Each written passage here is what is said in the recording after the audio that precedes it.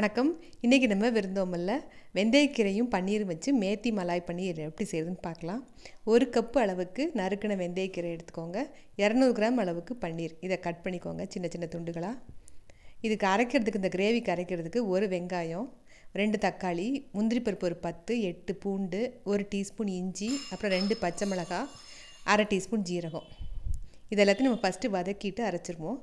எண்ணெய் ஊற்றி சூடானதும் ஜீரகம் சேர்த்துட்டு, ஜீரகம் லேசாக பொரிஞ்ச உடனே இஞ்சி, பூண்டு, பச்சை மிளகாய் இது 3ஐயும் சேர்த்துக்கோங்க.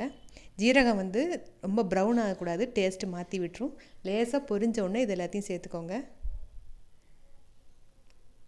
இஞ்சி, பூண்டு, பச்சை மிளகாய் இது 3 லேசாக வதங்கின உடனே அடுத்ததாக நம்ம நறுக்கி வச்சுருக்க வெங்காயத்தை சேர்த்து வதக்கிடுவோம். வெங்காயம், அது கூடவே முந்திரி பருப்பு இது 2ஐயும் சேர்த்துக்கோங்க. முந்திரி பருப்பை சின்ன சின்ன துண்டுகளாக உடச்சிக்கோங்க, ஏன்னா ஈஸியாக அரைக்கிறதுக்கு ஈஸியாக இருக்கும். வெங்காயத்தோடைய அந்த முந்திரியும் சேர்த்துருவோம். இப்போ நல்லா கொஞ்சம் நேரம் சாஃப்டாக ஆகிற வரைக்கும் வதக்கிடுவோம். இது கூட 2 தக்காளி எடுத்து வச்சுருக்கேன், அதையும் சேர்த்து வதக்கிட்டு நம்ம இதை எல்லாத்தையும் ஆற வச்சு நைஸாக அரைக்க போகிறோம். இது மேத்தி மலாய் பன்னீர் நான் இன்றைக்கி ஃப்ரெஷ் வெந்தயக்கீரையை வச்சு செஞ்சு காட்டுறேன். நீங்கள் சப்போஸ் ஃப்ரெஷ் வெந்தயக்கீரை இல்லைன்னா நீங்கள் கசூரி மேத்தி இலைகளையும் வச்சு செய்யலாம். இப்போ வெங்காயம் நல்லா சாஃப்டாகிருச்சு. இந்த ஸ்டேஜில் நம்ம தக்காளி சேர்த்துருவோம். எல்லாம் லேசாக வதக்கினா போதும், ஏன்னா நம்ம கிரேவியில் திரும்ப அரைச்ச மசாலாவை வதக்க போகிறோம். அதனால் ரொம்ப ட்ரை ஆகிற வரைக்கும் வதக்கணும்னு அவசியம் இல்லை. இப்போ எல்லாத்தையும் வதக்கியாச்சு. இப்போ கேஸ் ஆஃப் பண்ணிவிட்டு நல்லா ஆற வச்சுட்டு மிக்ஸி ஜாரில் போட்டு நல்லா நைஸாக அரைச்சிக்கோங்க. இந்த மாதிரி நைஸாக அரைச்சிக்கோங்க. இப்போ நம்ம வெந்தயக்கீரையை லேசாக நெய் ஊற்றி வதக்கிடுவோம். 2 டீஸ்பூன் நெய் ஊற்றிட்டு அதில் நான் ஏற்கனவே நல்லா கழுவிட்டு இந்த மாதிரி பொடியாக கட் பண்ணி வச்சுருக்கேன் அந்த வெந்தயக்கீரையை சேர்த்துட்டு நெய்யில் வதக்கிட்டிங்கன்னா உங்களுக்கு அந்த கசப்பு கொஞ்சம் குறைஞ்சிரும். வெந்தயக்கீரையை லேசாக நல்ல லோ ஹீட்டில் வச்சு நல்லா சுருங்குற அளவுக்கு வதக்கிக்கோங்க. நல்லா வெந்தயக்கீரை வதக்கும் போது நல்ல ஒரு வாசம் கிடைக்கும். நிறைய மண் இருக்கும், அதனால் நல்லா கழுவிட்டு நறுக்கிக்கோங்க. இந்த மாதிரி நல்ல சுருள அளவு வதங்கின உடனே கேஸ் ஆஃப் பண்ணிவிட்டு இதை உரமாக வச்சுக்கலாம். இப்போ நம்ம மசாலாலாம் ரெடி பண்ணிவிட்டு அதுக்கப்புறம் நம்ம வெந்தயக்கீரையை நம்ம மசாலாவில் சேர்க்க போகிறோம். 1 கப் அளவுக்கு வெந்தயக்கீரை சேர்த்தா போதும். இப்போ 3 டேபிள் ஸ்பூன் எண்ணெய் ஊற்றி சூடானதும் ஒரே ஒரு பிரிஞ்சி இலை, 2 சின்ன துண்டு பட்டை, 3 கிராம்பு, நீங்கள் வேணும்னா ஒரு 2 ஏலக்காய் கூட சேர்த்துக்கலாம். நல்லா வாசம் வரட்டும்.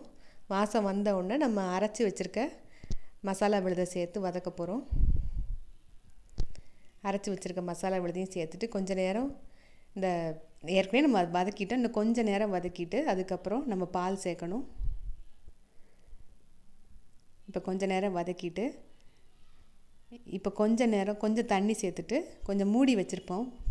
ஒரு 2-3 நிமிஷம் மூடி வச்சுட்டு அதுக்கப்புறம் நம்ம கிரேவிக்கு தேவையான அளவு 1 டீஸ்பூன் மிளகாய்த்தூள், 1/2 டீஸ்பூன் தனியாத்தூள், அப்புறம் ஒரு 1/4 டீஸ்பூன் மஞ்சள் தூள். கரம் மசாலா பொடி நம்ம கடைசி ஸ்டேஜில் சேர்த்துக்கலாம். இந்த நார்த் இந்தியன் டிஷ்ஷஸ் எல்லாத்துக்குமே கரம் மசாலா பொடி கடைசியில் கொஞ்சம் போல் ஸ்ப்ரிங்கிள் பண்ணால் போதும். இப்போ இது எல்லாத்தையும் ஒன்று போல் கலந்து விட்டுருவோம். இந்த கிரேவி மைல்டாக தான் இருக்கும். இது நல்ல இந்த ஜீரா ரைஸு, புலாவ் அதுக்கெலாம் நல்ல ஒரு சைட் டிஷ்ஷு. இப்போ கிரேவிக்கு தேவையான உப்பு சேர்த்துட்டு இப்போ நம்ம நல்லா கலந்து விட்ட பிறகு இப்போ நம்ம வதக்கி வச்சுருக்க வெந்தயக்கீரையை சேர்த்துருப்போம். வெந்தயக்கீரையும் சேர்த்துட்டு நல்லா கொஞ்சம் கலந்து விடுங்க. கீரையோடு அந்த மசாலாலாம் நல்லா ஒன்று போல் சேரட்டும். சேர்ந்த உடனே இப்போ காய்ச்சி ஆற வச்சுருக்க 1/2 கப்பு அளவுக்கு பால் சேர்த்துக்கோங்க. பால் சேர்த்துட்டு அது கூடவே கொஞ்சம் தண்ணியும் சேர்த்துக்கோங்க. சேர்த்துட்டு இப்போ ஒரு 1/2 டீஸ்பூன் சீனி சேர்த்துட்டு நல்லா கலந்து விட்டுட்டு இப்போ பன்னீர் துண்டுகளையும் சேர்த்துட்டு ஒரு 1/2 டீஸ்பூன் கரம் மசாலா பொடி இதை கொஞ்சம் மெதுவாக அப்படி தூவி விட்டுட்டு இப்போ கடைசியாக ஒரு 1/4 கப் அளவுக்கு ஃப்ரெஷ் க்ரீம் சேர்த்துட்டு நல்லா கலந்து விட்டுருங்க. சேர்த்துட்டு நல்லா கலந்து விட்டுட்டு இதுக்கப்புறம் கொஞ்சம் நேரம் நல்ல கேஸை நல்லா ரெடியூஸ் பண்ணிவிட்டு கொஞ்சம் நேரம் லேசாக ஒரு கொதி வந்த உடனே கேஸ் ஆஃப் பண்ணிட வேண்டியதான். சூப்பரான மேத்தி மலாய் பன்னீர் ரெடி ஆயிடுச்சு. இன்னும் கொஞ்சம் நேரம் கொதிச்சா போதும், ரொம்ப நேரம் கொதிக்கணும்னு இல்லை. ஃப்ரெஷ் க்ரீம் சேர்த்த பிறகும் பன்னீர் சேர்த்த பிறகு ரொம்ப நேரம் கொதிக்கக்கூடாது கிரேவிலாம். லேசாக ஒரு கொதி வரட்டும்.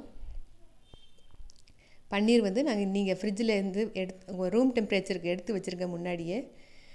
பாருங்கள், இந்தளவு லேசாக கொதிச்சாதான் கரெக்டாக இருக்கும். 2 நிமிஷம் இந்த மாதிரி லேசாக கொதித்த உடனே கேஸ் ஆஃப் பண்ணிவிட்டு கடைசியாக கொஞ்சம் போல் நான் வந்து பன்னீரில் ஒரு சின்ன துண்டு எடுத்து வச்சு துருவி வச்சுருக்கேன்.